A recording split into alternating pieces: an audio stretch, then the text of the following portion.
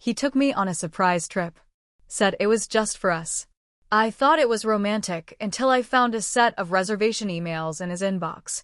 Dated a month earlier, booked for 2, under a different name. I left the room and booked a spa day on his card. My name's Melanie. I'm 38, live just outside of Hartford, Connecticut, and have been with Tom for 5 years. We weren't perfect, no one is, but I thought we were solid. We lived together, shared bills, talked about marriage, all that. I never thought he'd cheat. He just didn't seem like that type. Quiet, dependable, always doing the dishes. Maybe that's why it hit so hard. 2 weeks ago, he surprised me with a trip. Said he planned it all himself. Told me to pack light, something nice for dinner, and that he had everything else covered. I won't lie, I was touched. We'd had a rough winter, long work hours, a few bad fights, and some cold silence. I thought this was his way of patching things up. He drove. Wouldn't even let me use GPS. Said he wanted me to relax.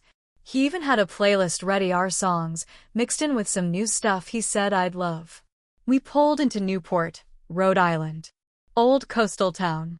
Fancy old buildings, cobblestone streets. He'd booked us into one of those historic inns right near the cliff walk. The kind of place with antique furniture and a fireplace in the room. Candlelight dinners, spa robes, ocean breeze. It was the kind of thing women dream about when they say romantic weekend. That night, after dinner, we got back to the room and he went to take a shower. I wasn't snooping, I swear. I picked up his phone to check the weather. It was right there, screen unlocked. Email app open. And there it was.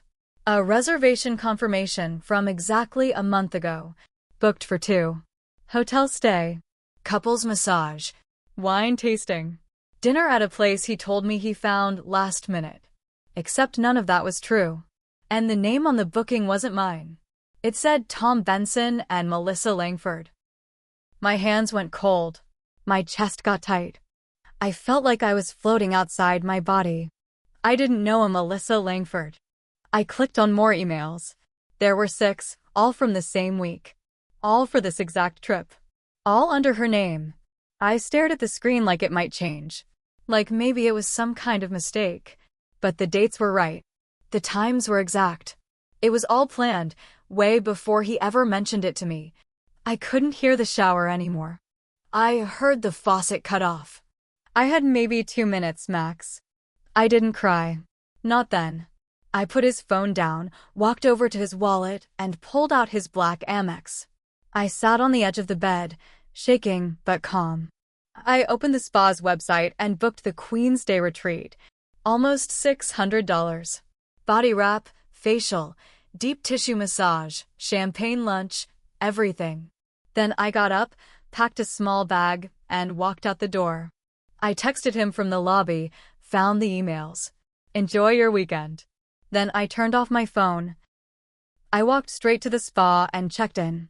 They offered me a mimosa right away. I downed it in 2 sips. I still didn't cry. Not even when I got undressed for the massage and the therapist told me to let go of whatever I was holding on to. I think I smiled at that. Because I wasn't done holding on yet. Not even close. After the spa, I stayed off the grid for a full day. No texts. No calls. I let the silence do the talking. When I finally turned my phone back on the next morning, I had 20 missed calls, 7 voicemails, a handful of texts from Tom, all variations of, "Where are you? This is not what you think. Can we talk?" I didn't respond. Not yet. I needed more. I went full detective. I started with her name, Melissa Langford. It wasn't hard. A quick search of his Instagram followers and boom, there she was. Blonde, mid-30s, lives in Stamford. Her profile was public. Every post was a highlight reel of fake smiles and wine glasses tilted just right. But then I hit gold. 3 weeks ago, a selfie in front of a mirror. She was holding up a silk dress, captioned, "Can't wait for our weekend to hearts." Comments were limited. Only one visible. "Tom, it's perfect. You'll look stunning in it." It was posted a week before he invited me on the same trip. That's when the anger settled in. The deep kind. The quiet kind. It wasn't just betrayal, it was the fact that he thought I was dumb enough to fall for it. That he thought I'd never check, never question, never know. I drove back to the inn that afternoon. Walked straight up to the front desk and asked for a second key. Tom wasn't there. His bag was, though. And so was a gift box on the nightstand. Jewelry store logo on top. I opened it. Necklace. Delicate gold chain. A small M charm. Not my initial. I took pictures of everything. Every email. Every receipt. The necklace. His texts. Her Instagram. I built a whole folder. Digital evidence. Timeline perfect. Then I waited. When he walked in an hour later, he froze. His face went pale like he saw a ghost. I was sitting in the chair near the window, sipping the wine from the minibar. He opened his mouth, but I held up my hand. No. You're going to sit. And you're going to listen. He did. I laid it out piece by piece. The reservations. Her Instagram. The necklace. The fake spontaneity. You planned this for her, I said. Then she canceled or flaked or something, and you figured, why waste the trip? He didn't deny it. Just sat there, hands clenched, jaw tight. Did you sleep with her? Still no answer. Just a flicker in his eyes. That was enough. I stood up, grabbed my bag. Oh, and I used your Amex. Full spa day. Hope Melissa was worth it. He stood then, fast.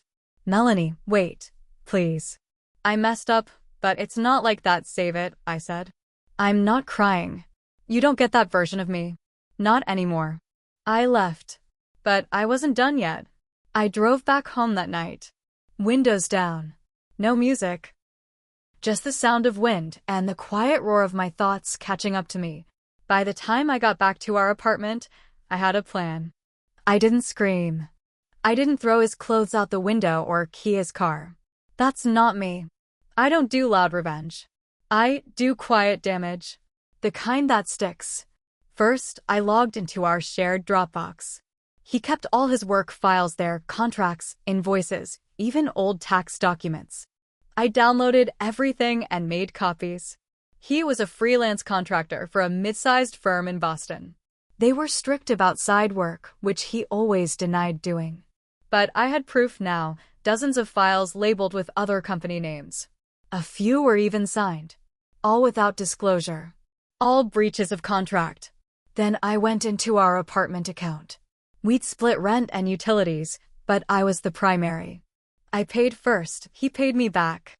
I paused the autopay, called the landlord, told her I'd be moving out the next month. She was kind about it. Said I could sublet if I needed to. I started packing right away. Just my stuff. Nothing of his. I left his things untouched. Next stop, his mother. She loved me. We talked every few weeks, usually about nothing, recipes, garden stuff, little things. She once told me I was the only one who kept Tom grounded. I didn't know if that was a compliment or a warning. I called her, told her the truth. She didn't say much at first, just sighed. Then she said, I'm sorry, sweetie. I always hoped he'd grow up.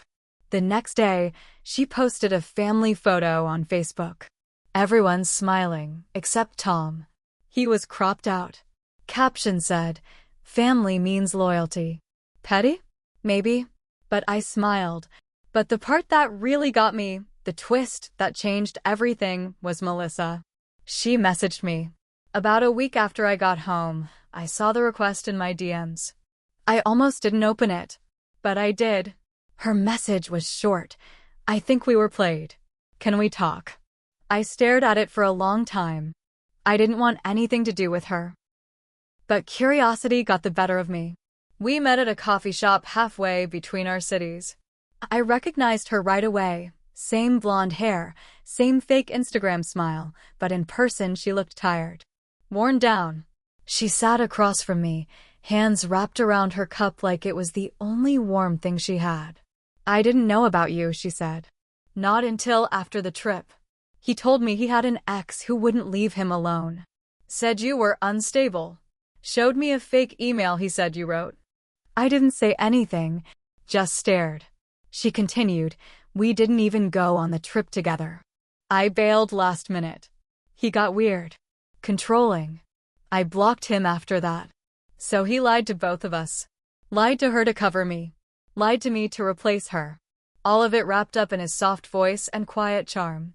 I left that coffee shop with a new fire in me. This wasn't just about getting back. It was about exposure. Truth. Letting the mask fall all the way off. And I had one last card to play. The last card was a risk, but I didn't care anymore. I printed everything I had, copies of the emails, screenshots from Instagram, bank statements, Dropbox files, even the fake email Melissa said he showed her. I put it all in a neat, sealed envelope and mailed it to his firm. Attention. Compliance Department. No return address. Just the truth. I also mailed one to his mom, just so she'd know the full story. Just so when he tried to twist it, like he always did, she'd have the receipts. Then I moved out. I found a small one-bedroom place in West Hartford. Quiet. Clean. Mine. Every box I unpacked felt like cutting another string that tied me to him. I didn't cry when I left our apartment. Didn't even look back. 2 weeks later, I got a text from him. Simple. You ruined my life. I didn't reply. But I heard through a friend that his company dropped him, fired for contract violations, blacklisted. He lost 2 big clients too, ones he'd been courting for months. And Melissa? She posted a long, teary video on her Instagram about ignoring red flags and learning lessons. She never said his name. Didn't have to. I ran into him once after that. Grocery store. I was holding a basket of apples. He looked like he hadn't slept. Hair messy. Shirt wrinkled. He looked smaller somehow. He tried to smile. I didn't return it. Just walked past him like he was a stranger in a crowd, because that's all he was now. A man who thought I'd stay quiet. A man who thought I'd never find out. I don't feel proud of what I did, but I don't regret it either. Sometimes, people need to lose everything before they realize what they had. And sometimes, you have to be the one to take it from them.